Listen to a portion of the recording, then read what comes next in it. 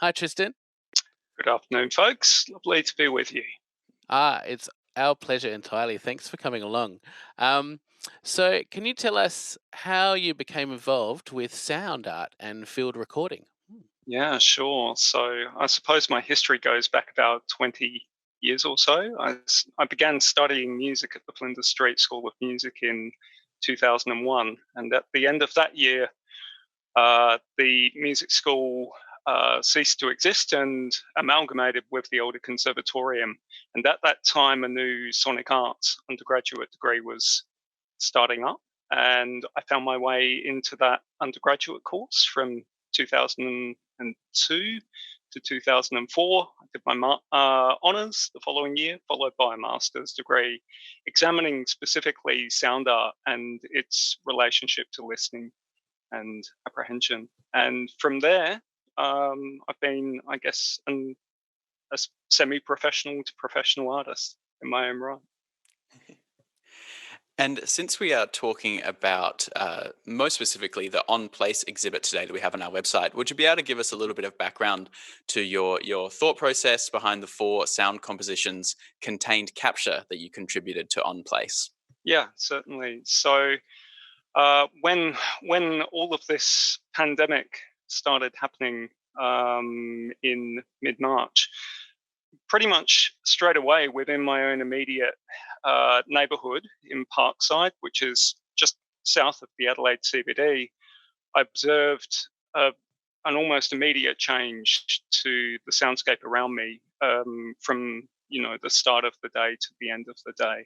I think one of the first things that I noticed was how the sort of early morning thrum of the rush hour had diminished and attenuated itself to the extent where it was almost kind of pushed further to the periphery. And in its place, all of the kind of minutiae of the sonic environment kind of revealed itself. All of these kind of sounds that you wouldn't otherwise hear, or if you could hear them, your perception wasn't necessarily drawn to them. So that's really where the work kind of began. It was really an exercise in closely examining this change to the soundscape around me. Mm. It's an interesting thing because one of the things that's kind of spread a lot on the internet is about, things returning. We kind of talk about things that we notice again, but what we're talking about here is less about things returning and more about the things that were always there becoming more Mhm. obvious because the things that are more transient are, not passing through like cars are not passing through in the same volume that they normally are. And perhaps it points to how we take these other kind of sounds for granted when they're always there. Absolutely, yeah, they're always there, and I think I think during my thought process developing the work and after creating the work and continuing to think about these ideas, I was recently writing about the work and the broader themes which informed it on my blog, funnily enough. Um, and one of the things that I've been really sort of insisting to communicate when I'm discussing this with people is that it's not necessarily that our acoustic environment has quietened. It's more a case, I suppose, of an equilibrium, a new sort of equilibrium establishing itself, insofar that a majority of the sounds which we're hearing, as you said before, have always been there. They're ever present. It's more a case of the kind of acoustic boundaries which are in place in on a in a given time or place have been through these changes to the environment have been sort of shifted and realigned or eliminated altogether. And I found that particularly fascinating. Just I suppose the way that sound has this potential to when the boundaries are removed to just travel further distances. Yeah, yeah. Mm. Yeah, for sure. I think a lot of people would have noticed that their kind of audio environment has changed depending on where they live during this period. Um, was w- were there any sort of interesting challenges that came up in creating these works?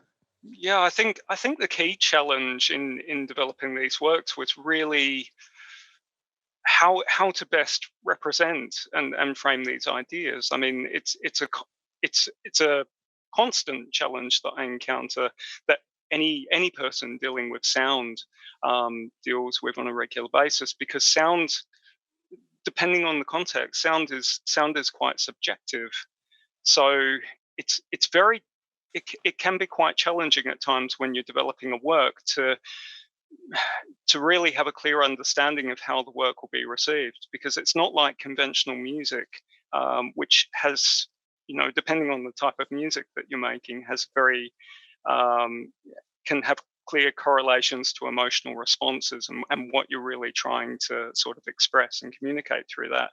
Um, sound, and specifically sound art, is a lot more abstract and amorphous like that. So the challenge that I had in developing these works was really, well, there are several different ways of approaching this and expressing this particular idea, or particular technical process that I might have been employing, or where my observation was drawn to.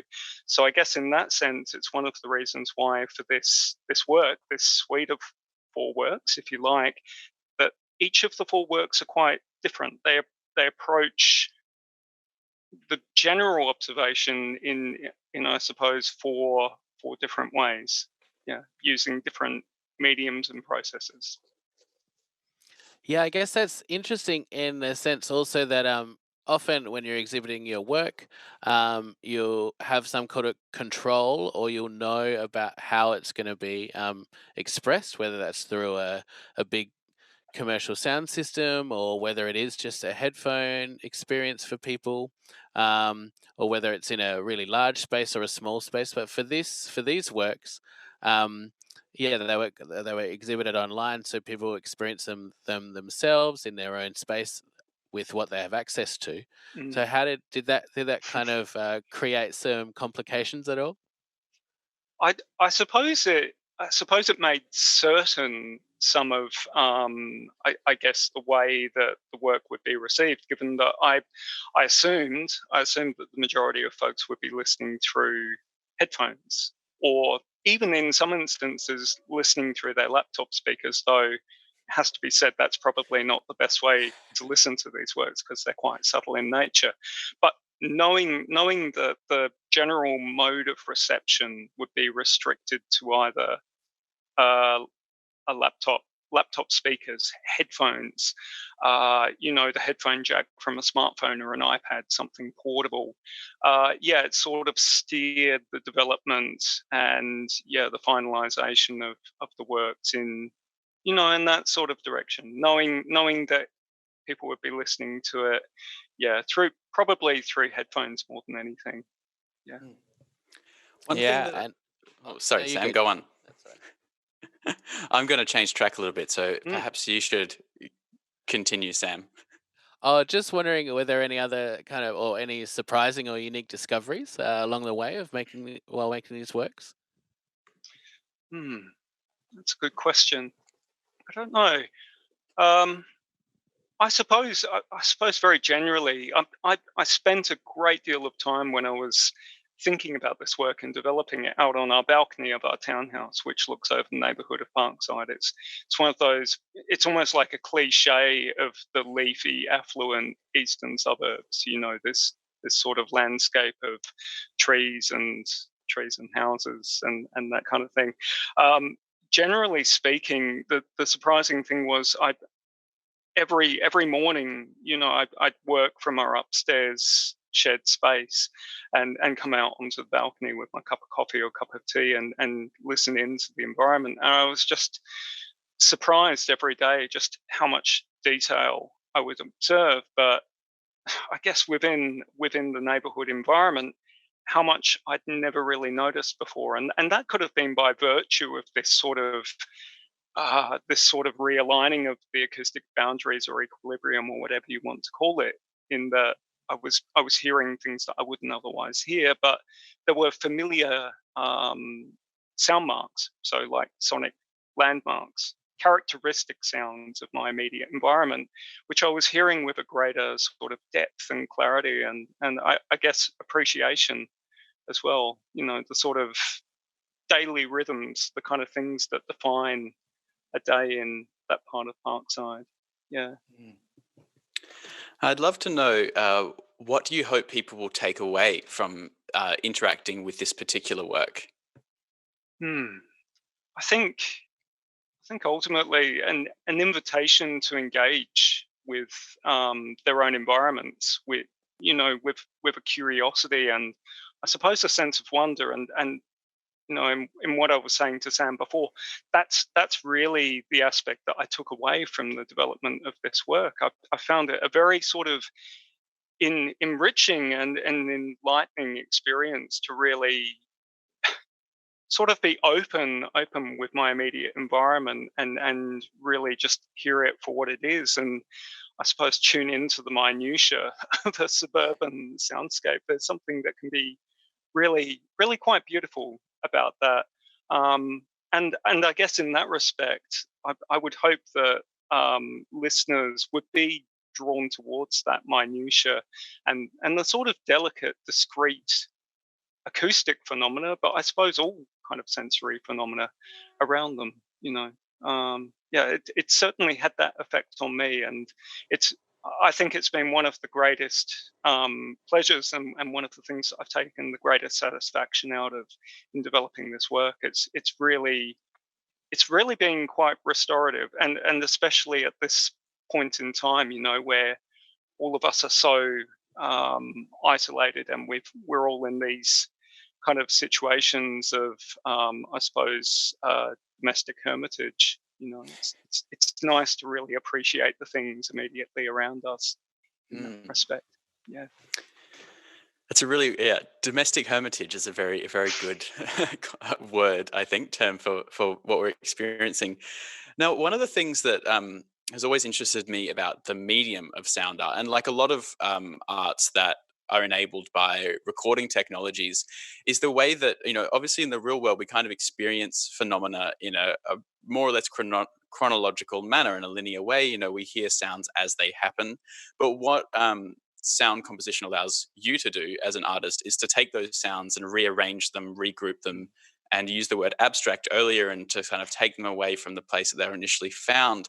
What do you think the power of being able to reorganize naturally occurring or incidental sound is in sound composition? Goodness. I suppose ultimately what it enables the artist to do is to really establish their own narrative and how they want to tell a story through sound. And I suppose with specific reference to these for audio compositions, which make up contained capture, that was something I was quite curious in exploring. There are a couple of works there which are, I suppose, they are strictly linear in the sense that they encapsulate a succession of evenings recorded from my balcony, or I'm thinking of, I believe it's the second or the third work, which is essentially a time compression of a day on the balcony, observed through resonant objects, which is another dimension to the work which we haven't covered. But I think it's the fourth and final work, Places Always Moving, where the narrative is chopped up and broken up, because a strictly linear narrative isn't essential to what I want to communicate through the work. That work is more about the resonant properties of objects which I've employed throughout during the development of the contained capture works. So yeah, it can be applied and utilized in a number of ways. But I guess what I was saying from the outset, it really frees up the artist to, I suppose, assert their own narrative, tell a story on their own terms. Yeah. Now, you mentioned the concept of resonant objects. Could you explain for our viewers what that is, and maybe some examples of the ones you've used in this work or in previous work? Yeah, of course. I I guess a constant that runs through my practice, at least for the last 10 years, has been a fascination with resonant objects and resonant spaces.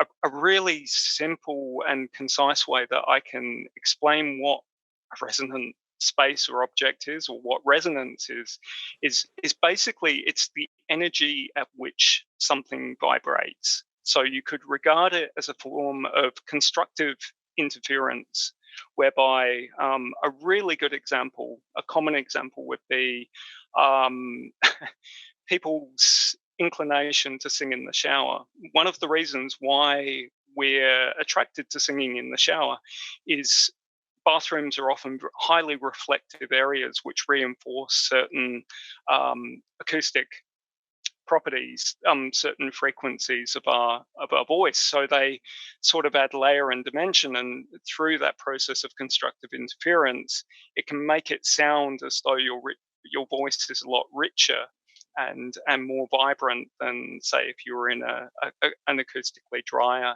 space. Another good example of a resonant object is another thing that we find ourselves doing. It's a bit of a cliche, but of putting a seashell to our ear and hearing the ocean. And ultimately, what you're hearing in the seashell, which sounds like the ocean, is a reinforcement of certain frequencies within that object, which create this very sort of this very dense package of frequencies in a texture, which I suppose you could equate to the sort of soft noise texture of waves crashing on the ocean, or a gentle ebbing of the tide.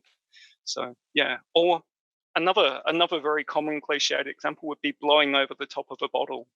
You know, of using the very broad, complex array of frequencies that come out of our mouth when we blow across the open part of the bottle, exciting the resonant frequencies, the resonant properties of that object, and hearing a fundamental tone in that case.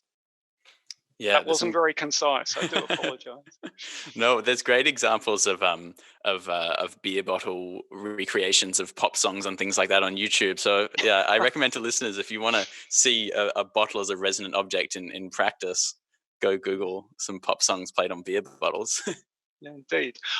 You were asking before about a couple of the various resonant objects I employed. There were a variety that I employed for the development of specifically the last two pieces in contained capture.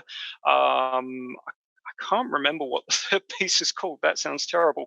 But especially for the fourth piece, A Place Is Always Moving, there's a watering can that's been employed, a couple of post packs, plastic vases, pasta bottles, I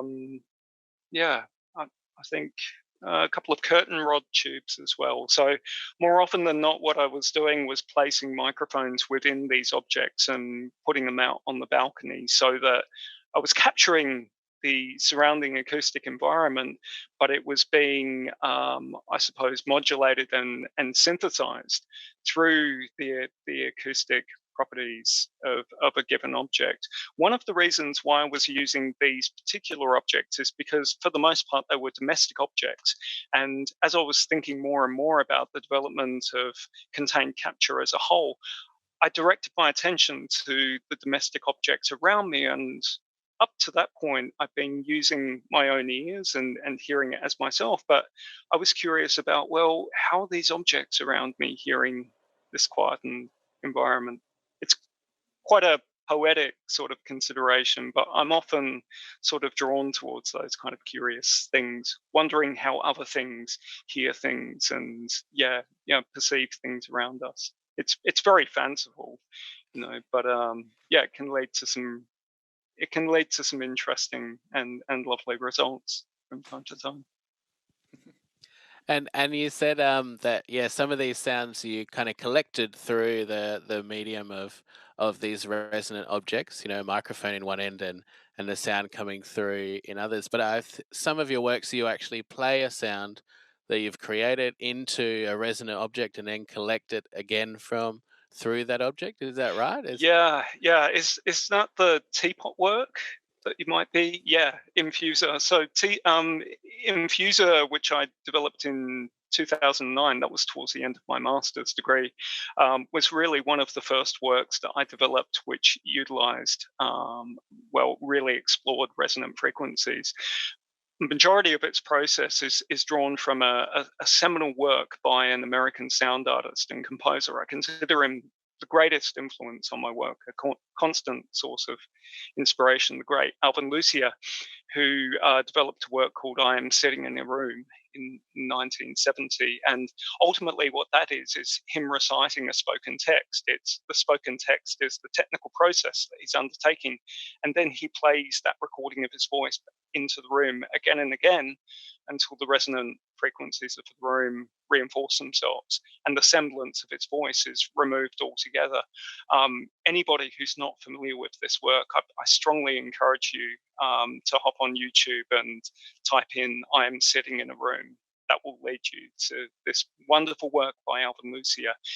In the case of Infuser, I'm essentially replicating that technical process where I'm taking the silent sound of the teapot, which necessarily isn't silent, but rather replaying the very discrete recording back into the teapot again and again until the resonant frequencies are discerned. So ultimately what you end up with is a fundamental tone with some overtones. You've got the distinctive voice of the teapot. So in the case of Infuser, when it comes to installing the work, I often use different configurations of teapots. And because teapots are constructed in various shapes and sizes, ultimately each teapot has a different resonant frequency, a fundamental frequency. So you put them all together in a room and you can get this lovely harmony of voices. And typically what I do when I exhibit the work now is with the final recording of the teapot's voice, I'll fade them in and out before I install them so that the voices come in and out and harmonize with each other. So, yeah.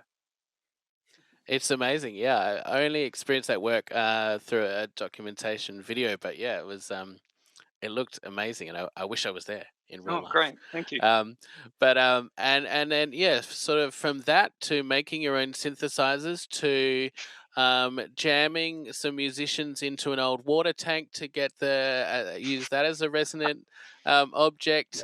Yeah. I'm excited to ask you what's next. What's the next thing you're working on now?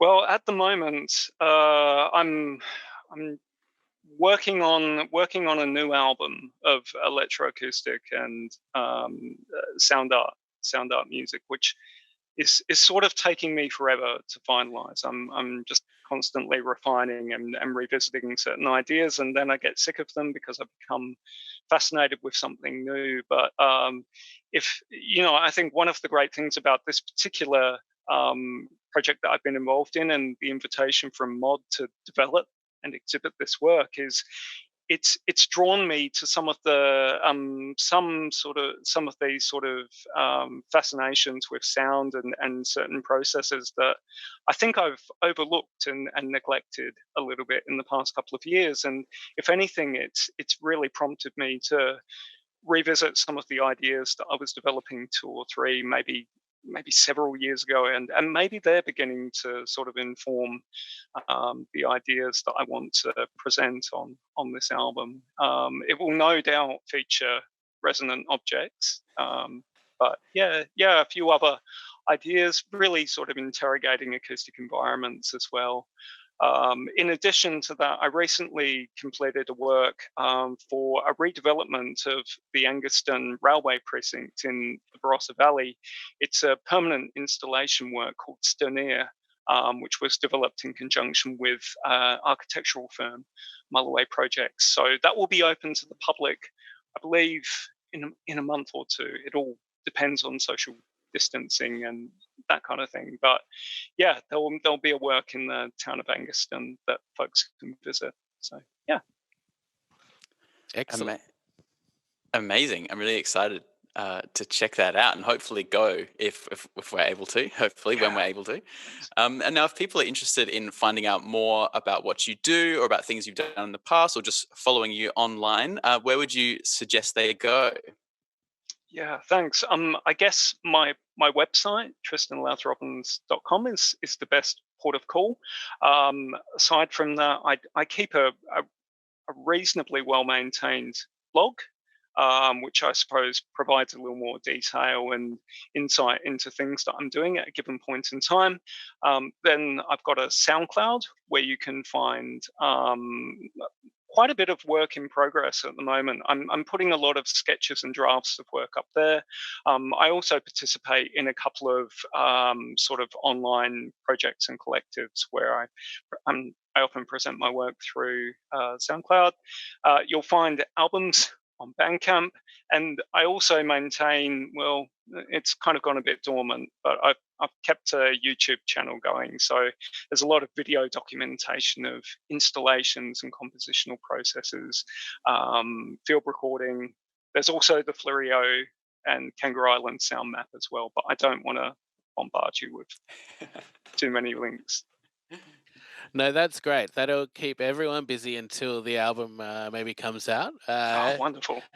And maybe what was that phrase? Was it forced hermitude? What was no? What was the Domestic hermitude, I think domestic it was. hermitude? Domestic hermitage. I propose that as Hermitage. a title of a track or an album. Yeah. That So could there. very well be the album title. It's a shame I called this it's a shame I called this contained capture. Perhaps domestic hermitage might have been more fitting.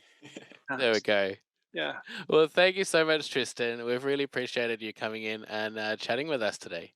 Thank you both. Had a great time. Cheers. Cheers. Thanks.